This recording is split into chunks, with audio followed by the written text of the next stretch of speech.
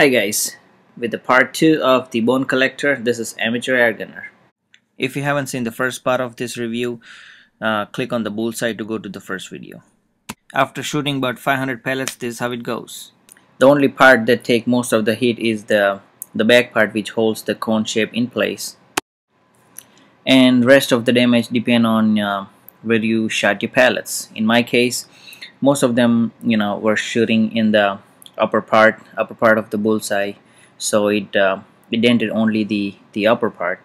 As you can see, nothing else has been really damaged. These are the old shots, just the upper part. But the thing really responsible for all this damage is actually my high power the Trail NPX. Let me show you guys one thing real quick. These are the shots I just took with my PowerMaster 66, and you can see all the pellets are pretty much intact. I mean, they're all in like one pieces. Let me give you guys a close-up look. And now compare them to the one I shot with the Benjamin Trail NPXL.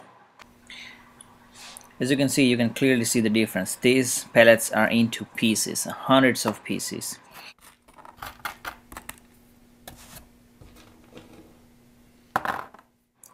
But still shooting after like 500 to 700 pellets, the trap's still holding it. Now here are the targets I shot with the 66 and the NPXL. As you can clearly see, with the 66 I get pretty good accuracy, but I don't shot with it, and this is the shot I take most of the time. Even you can see the pellet bounces back and pokes the hole in the target. But so that's a pretty good power. That's 1100 FPS right there, doing all this damage to your pellet trap. Now again, let me mention this. This pellet trap is not rated for pellets traveling more than 1000 FPS, and even after 500 shots this is still holding it. So I'm definitely gonna give this a thumbs up even after I poke a hole in there.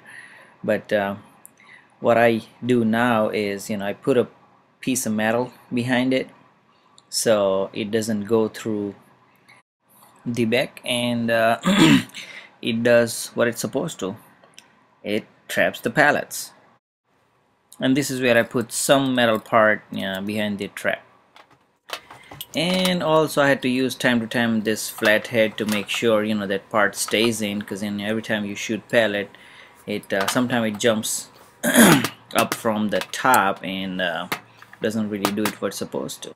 I don't really want it to make this video this long, but also you can write down some of the information what you think it's necessary, and it might be helpful in the future, like what date and what pellets, and how you shot at it, and if you clean your gun, and stuff like that, what power of the scope you use, how many yards and stuff like that. So this is also helpful if you really care to shoot inside the bullseye.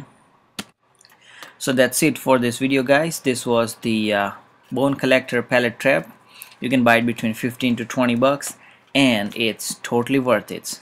So this is the Amateur Air Gunner, and thank you for watching.